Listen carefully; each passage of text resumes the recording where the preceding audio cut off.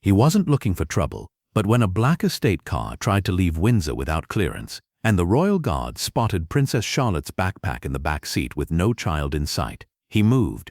No one answered his questions. Camilla said it was private family business. Then he heard the thud, then the second, and that's when he walked to the back of the car, placed his hand on the trunk, and forced it open. What he found inside: Princess Charlotte, hog-tied, gagged, eyes wide with fear.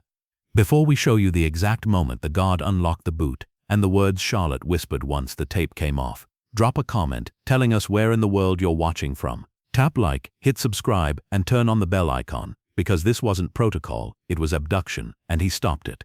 It was late afternoon at Windsor, the kind of overcast stillness that made the stone walls hum with silence. Nothing ceremonial was scheduled, no press, no public, just the soft shuffle of valets and the muted rotation of guards finishing shift change.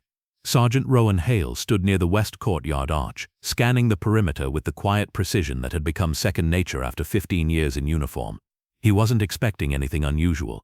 The sky had dulled into pale gray, birds low against the hedging. It should have been another routine hour. Then he saw it. A dark gray estate car, newer model, gleaming panels, diplomatic tint, idling at the far end of the inner service lane.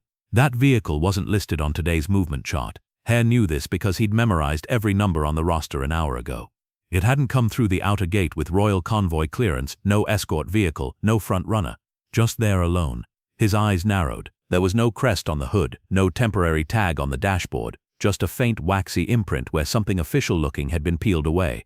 Hale stepped forward casually, without posture shift, just enough to cut a diagonal angle toward the vehicle. He caught a glimpse through the rear side window and froze. There, slumped against the backseat cushion, was a small, bright pink rucksack, the same model he'd seen dozens of times on Princess Charlotte's shoulder during morning arrivals at Kensington. It was unmistakable, faded unicorn patch near the zipper, one frayed strap where she liked to swing it by her fingers, but the seat beside it was empty. No child, no security detail, no seatbelt clipped across the bag. His stomach tightened. Charlotte wasn't supposed to be anywhere near Windsor today. She was listed under private instruction at Kensington, with no authorized movements. If she were being transported, it would be logged, tracked, escorted. He shifted again. In the driver's seat sat a man in a dark overcoat, head turned slightly away, posture too rigid, eyes fixed forward. Hale recognized the shape of the woman seated behind him even before she turned. Queen Camilla, jaw high, shoulders tight, not reading, not working, just sitting still. She didn't glance out, didn't acknowledge the checkpoint, didn't behave like someone waiting for clearance, and Charlotte was nowhere to be seen. Hale took another step and examined the glass more closely.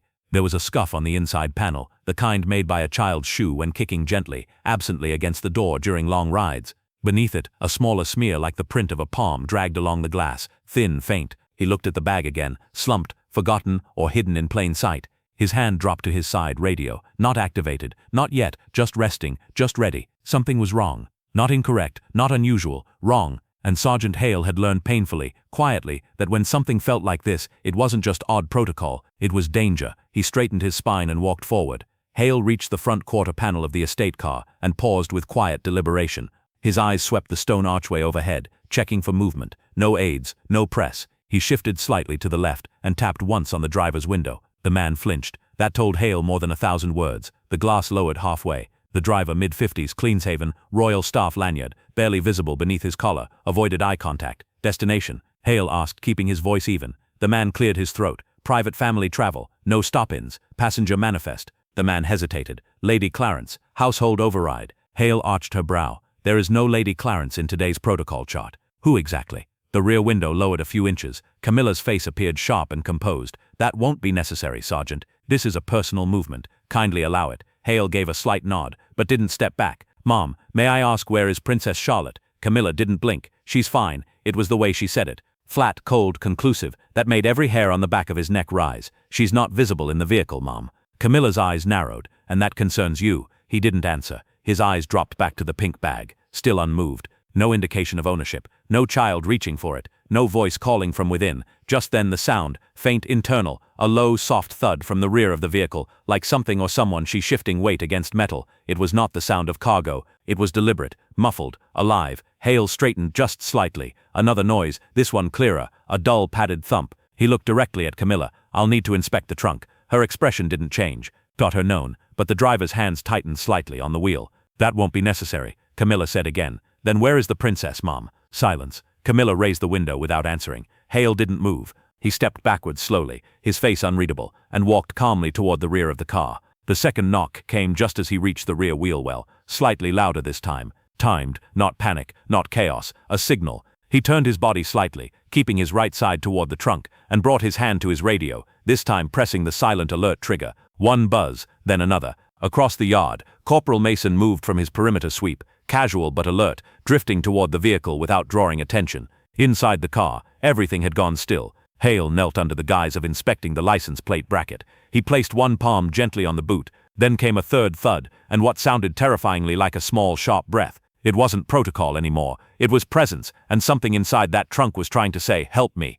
Rowan Hale rose slowly from his inspection crouch, every movement measured now, every instinct sharpened to a narrow point. The third sound from the boot had not been accidental. It had rhythm, it had intention, and beneath it, another sound, the faintest, most drained trace of breath, like someone forcing air through a barrier. Hale stepped away from the rear wheel and walked directly toward Camilla's door without preamble. No attempt at diplomacy, no softening of language.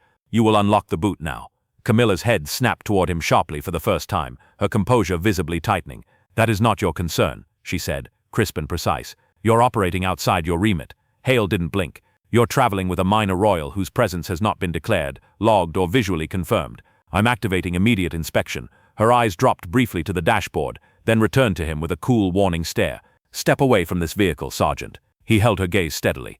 "If the princess is in that boot and restrained, this car becomes a crime scene." That did it. A thin, restrained smile touched her lips, a calculated show of defiance. "You will regret those words." Hale took one step back, not in retreat but to reposition, to give the signal, a barely visible motion of his fingers behind his thigh. Across the courtyard, Mason shifted into alert posture, drawing 2 additional guards into a slow perimeter without drawing attention. No sirens, no raised voices, just silent readiness. Hale turned on his heel and walked toward the trunk again, his calm now absolute. Behind him the driver cracked his door nervously, as though uncertain whether he should flee or remain. Camila stepped out. Her heels hit the stones sharply as she moved to intercept, her voice lowering into a coiled, dangerous edge. "You are embarrassing yourself, Sergeant." He didn't answer. She angled her body in front of him, blocking access to the boot. He stopped a single pace away. "You will move." She didn't. "I will not allow this absurd spectacle to." Another muffled thump came from behind them. This one was not controlled. This one was frantic. A small restrained sound. Urgent, desperate, cut through the courtyard air. Hale's jaw tightened. He stepped sideways, bypassing Camilla entirely. Her voice hardened. "Do not touch that boot." He placed one gloved hand on the seam of the trunk and felt the faint vibration beneath it. Faint but unmistakable. Alive. Somewhere inside, a child was reacting to his presence. "Open it," he said, turning his head slightly toward Mason, who was already stepping forward. Camilla's composure cracked at the edges. "You don't know what you're doing." But Hale did know. He knew exactly what he was about to find. And whatever it was no longer subject to anyone's permission. Sergeant Rowan Hale didn't raise his voice. He didn't shift his stance. He simply moved around the rear of the estate car, with the quiet certainty of a man who knew 2 things with absolute clarity. The child was inside, and no one was going to stop him from opening that trunk. Camilla moved too. The second she saw his hand reach toward the boot seam, she flung the door open and stepped out, heels sharp on the stone, her coat flared behind her like a stage curtain, her face pale beneath the layers of calculation and cosmetics. "You will not open that trunk," she hissed, positioning herself directly between him and the latch. "This is your final warning." But Hale didn't stop. He took one step closer, then another, until there was less than a foot between them. Not aggressive, not threatening, just immovable. Her breath quickened, her hands clenched at her sides. "You're making a grave mistake," he replied with nothing but silence. And then it came again, a sound from the boot, but not like before. This one was violent, a slam against the interior metal, and this time, the unmistakable sound of a child's whimper behind thick tape. The world snapped into razor focus. Hale's voice didn't rise, but it carried across the courtyard like a blade. "Open it." Corporal Mason stepped forward instantly, sidestepping Camilla's outstretched arm, as if brushing past a low-hanging branch. He didn't ask permission, didn't hesitate, just produced a slim tool from his belt, slipped it beneath the edge of the trunk seam, and twisted. There was a click, then a groan. The boot lifted. What they saw stopped every breath in the courtyard. Princess Charlotte was curled on her seat, wedged into the corner of the compartment like cargo. Her wrists were tied behind her back with nylon cord, her ankles bound. A rope linked the two, arching her small frame in a restrained bend. Her mouth was sealed shut with a strip of gray ducted tape. She wasn't unconscious. She wasn't thrashing. She was awake. Her eyes, wide, glassy, locked directly on Hale, said everything she couldn't. For a moment, no one moved, no one spoke. Then Hale stepped forward, his movement slow, deliberate, measured to the second. He crouched beside her and spoke through clenched control. "You're safe. I'm here. I'm going to get you out." He reached for his blade, mandem, not his ceremonial sword, but the short curved emergency cutter, issued for seatbelts and cord. One quick stroke, then another. The ropes dropped away. She didn't cry. She did turn there. She didn't scream. She just let herself fall forward into his arms and held on. Behind him, Camila whispered. She needed discipline. And Hale, still on one knee, the child pressed against his chest, looked up, voice barely audible. "You call this discipline?" Charlotte's voice, muffled and dry, finally came out in a whisper through the rawness of her throat. She said, "I humiliated her. She told me I had to learn to be quiet." The words landed harder than the sight itself, and Hale knew this wasn't about protocol anymore. This was punishment, and it had just ended.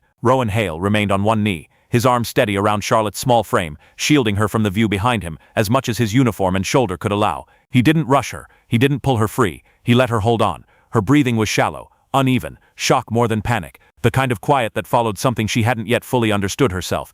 "It's all right," he murmured, keeping his voice low enough that no one else could reach it. "You're out now. You don't need to be brave anymore." She nodded faintly, though her body hadn't stopped trembling. Behind them, no one spoke. Not the driver, not the guards, not Camilla. The silence had teeth. Hale slowly shifted, lifting Charlotte into a more stable position, angling his back between her and the open vehicle so no curious glance could land on her face. He pressed one hand gently against the back of her head to block the wind and the cold. Camilla's voice broke through at last, sharp and brittle. She overreacted. Hale didn't look at her. She required discipline. Camilla continued. "She defied me publicly last week, humiliated me in front of household staff. A royal child cannot be allowed to think she chooses when to behave." Charlotte's fingers tightened in Hale's sleeve. "She said I had to be quiet for a while." She whispered weakly, still not looking back. "That if I cried, I'd stay longer." Hale's jaw hardened. He stood slowly, keeping her covered with his coat, as Mason stepped closer, already holding a thermal blanket. Without turning, Hale nodded once. Mason wrapped it around Charlotte with care. No rush, just calm and controlled. "Sergeant Rowan." Hale stepped in front of Camilla. "You're turning this into spectacle," she hissed. "No," he replied. "You did that the moment you treated a child like property." Charlotte's voice trembled against his shoulder. "Am I in trouble?" "No, Your Royal Highness," he said. "You're not the one answering questions today." He guided her to a bench, keeping himself between her and Camilla. A guard set her rucksack beside her. Another wrapped a thermal blanket around her shoulders. Charlotte's fingers stayed curled in Hale's sleeve. Camilla hovered by the car. "She's dramatic. She wants attention," Charlotte whispered. I tried not to cry. The words rippled through the courtyard. Hale cut across Camilla's excuses with a single word. "Stop." Security officials moved in. No weapons, no shouting. The vehicle was photographed, the boot rechecked, tape and cord collected as evidence. A small cassette player was lifted from the floor. "She said it would play music so I wouldn't feel lonely," Charlotte murmured. A dark Range Rover slipped through the gate. Prince William stepped out alone. He saw the boot, the blanket, his daughter, one word, and his jaw set. Hale didn't embellish. "I stopped a child from being punished inside a trunk." William didn't ask for proof. He knelt, wrapped Charlotte in his coat, then rose changed. "I'm choosing my daughter over cruelty," he told Camilla as he stripped her access with a few quiet orders. Hale returned to his post, uniform feeling like protection, not just tradition. Should a royal guard break ranks to save a child from absolute power? If you believe no title should ever place a child beyond protection, tell us in the comments. Tap like and subscribe for more stories behind palace gates.